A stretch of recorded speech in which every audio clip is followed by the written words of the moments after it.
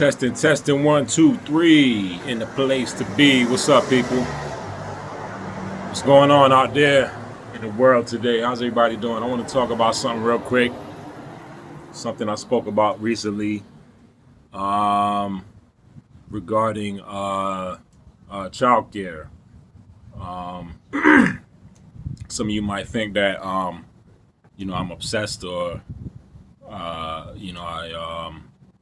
I'm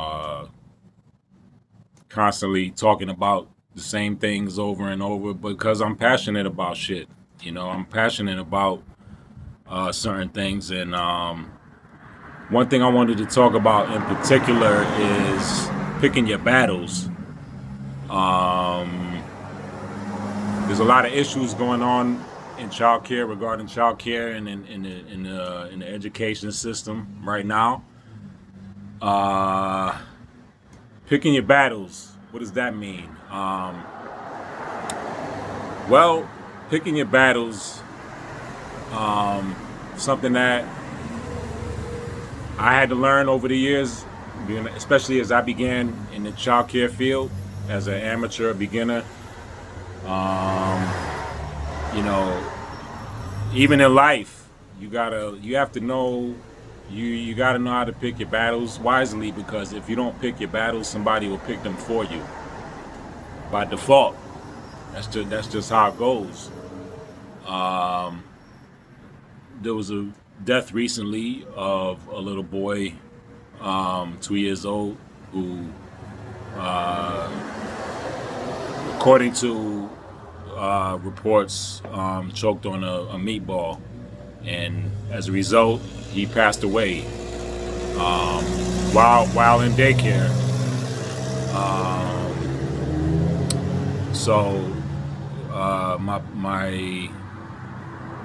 My whole now apparently this particular facility, this daycare, was cited for several violations, various violations, but there was one in particular that stood out to me, and that was involving a staff who physically restrained a child. I don't know if they pinned him down or sat on the child or something of that nature, something to that effect, where they physically pinned the child down to the cot so the child could go to sleep during nap time.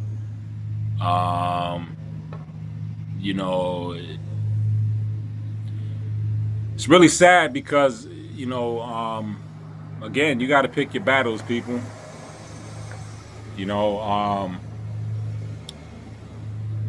Kids, every kid is different.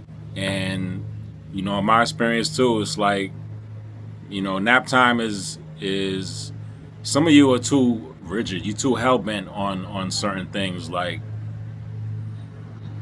nap time, everybody got to go to sleep, and snack time, all the kids have to eat what's on the lesson plan or the menu. Like, every kid is different, and physically forcing a child, like you pinning a child down to a cot, like suppose somebody did that to your kid. So again, you gotta know how to pick your battles. Like,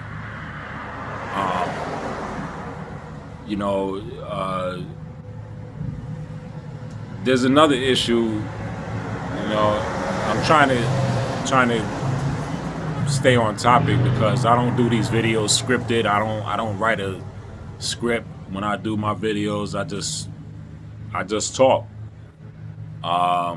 So forgive me if I might be bouncing around a little bit, but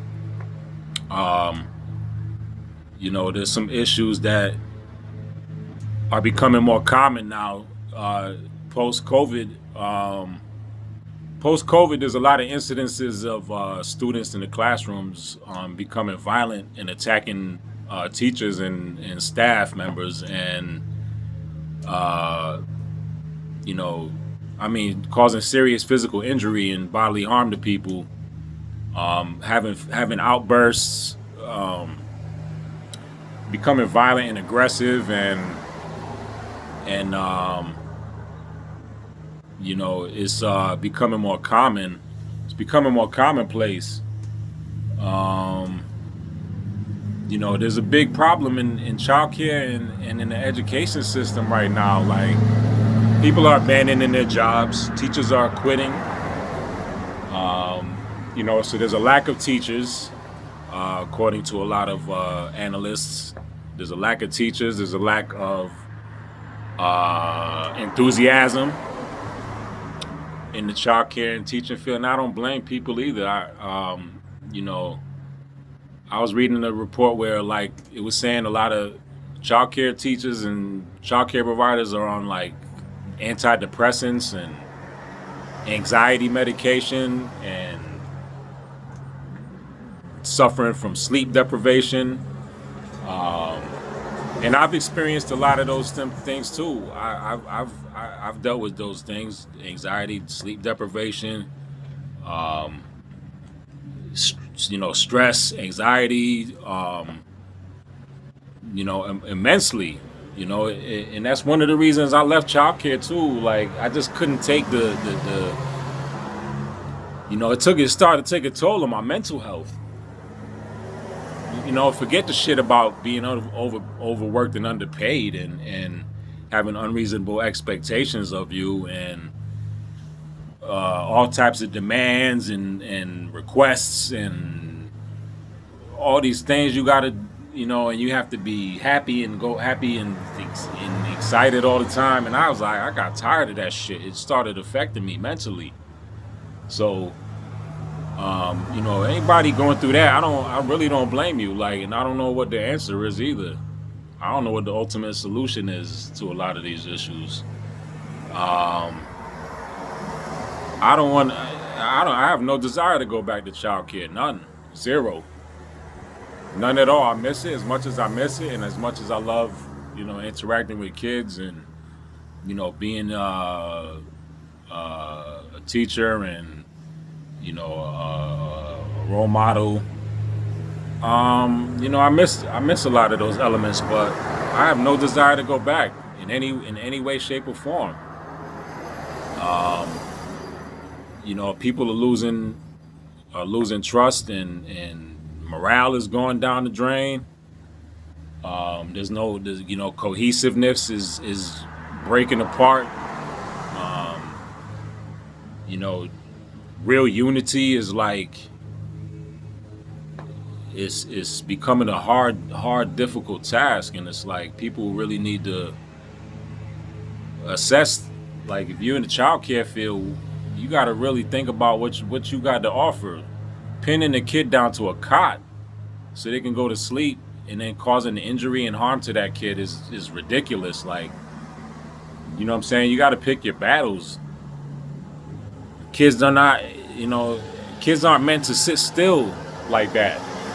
You forcing these kids to sit in the circle time and sit Indian style and stand in line a certain way, and it's just ridiculous. I got to the point where I was like, man, I can't, like, I'm not enjoying myself. I got, I'm dealing with oppositional co-workers and, stupid, ridiculous NIAC requirements, and this bullshit ratio too, like 10 kids to one staff. 10 kids to one staff in terms of preschool. I never agreed with that, and it used to stress me out when I'd be by myself with 10 kids. And then one kid needs to go to the bathroom, and then I got to figure out somebody to cover me and figure out how to get him to the bathroom without him peeing himself.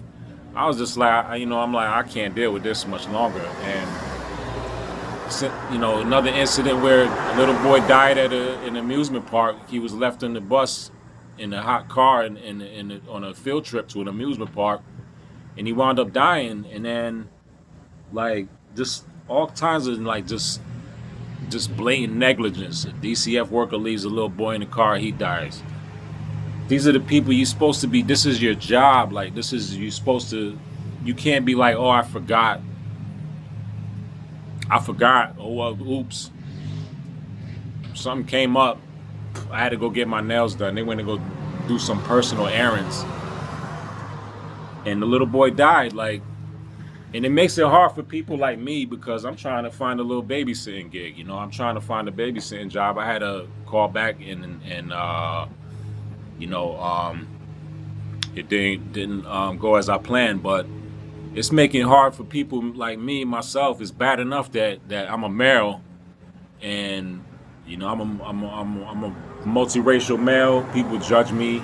I got tattoos and piercings, and people look at me a certain way, and it's making it hard for people like me to have a genuine vested interest in children and families. And I mean, I've been started in 2006 when I started working with kids, and it's just something that I love doing, and this is something that matters to me.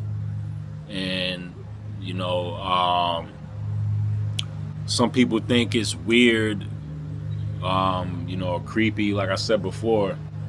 And that you're entitled to your opinion. You're entitled to think how you want to think or feel about me. It's none of my business. Um, but we really got to do better, man. Like, you know, you could have a degree, you could have all the beautiful scores, and you took all the cool seminars, and you went to the best university, and you got your childcare degree, and all this and that. But that doesn't mean shit in the grand scheme of things, because you got some incompetent and stupid ass, disrespectful people with no morals or ethics, with positions that they don't deserve to have. Period. Even down to some of you administrators and child care directors. Some of you suck too. I had a child care director tell me I can't change kids' diapers and bring kids to the bathroom and do X, Y, Z because some of the staff and parents don't approve of it. And I was like, you discriminating me directly, blatant discriminating against me, disrespecting me straight to my face. I'm like, you know that's against what's the word I'm looking for?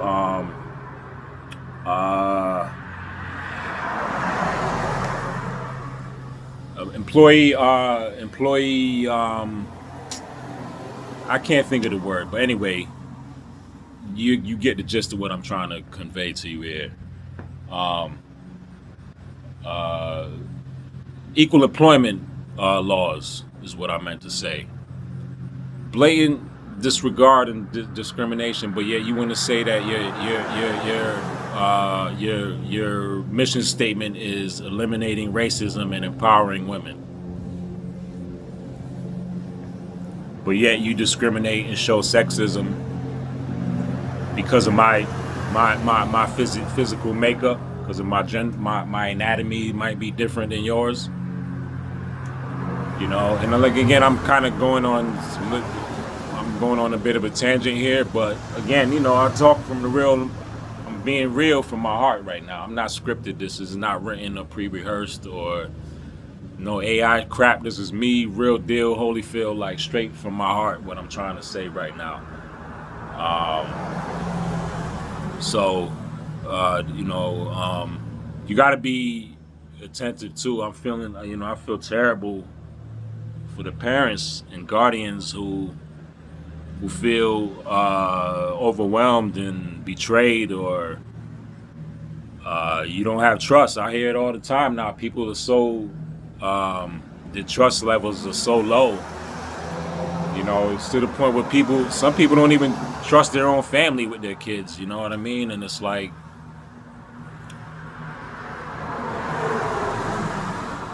what can you do? I don't know. All I know is that we got to make some adjustments. A lot of you got to do some self-analysis. A lot of you got to do some self-analysis. You know what I'm saying? Me, myself included. I try to do that often. As you know, having self-awareness of self. Awareness of self. I'm so tired of these scam calls.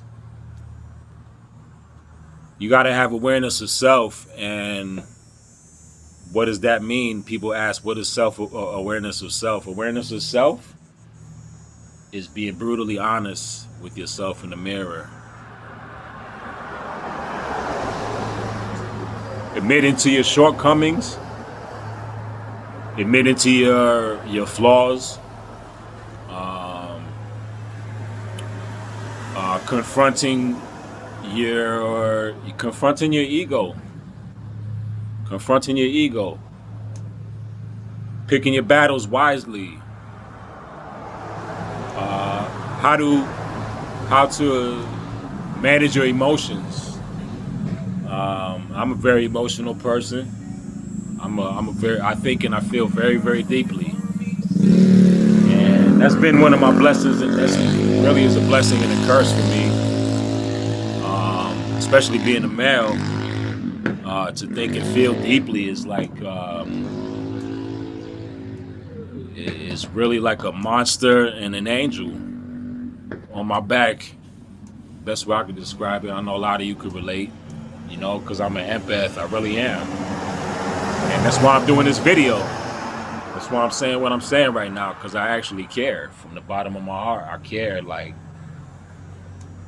oh man.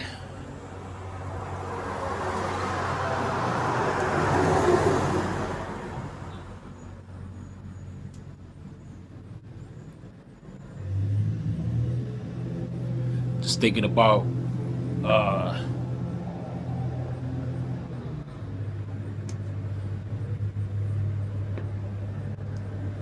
those kids.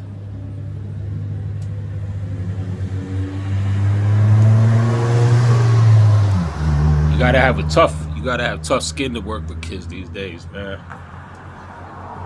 I've been through,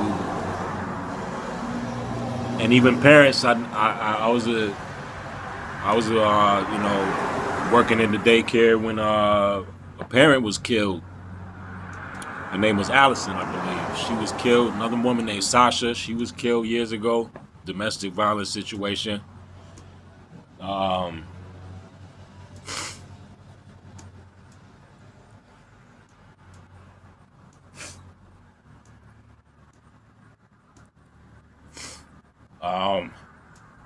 So you got to work on yourselves. You know what I mean? You got to be able to cry.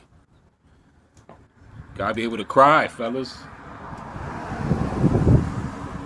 Because it shows you got strength, and it shows you give a shit. You know what I mean? I'm not a parent, but I care. I worked with kids that, I'd take a bullet for. I really would, man. It's like,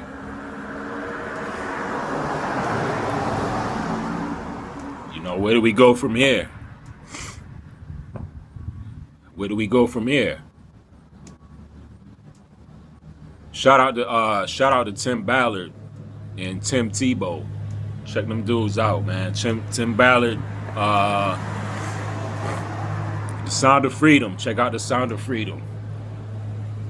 Kids are forced into sex trafficking and subject to abuse, even in daycare and at home.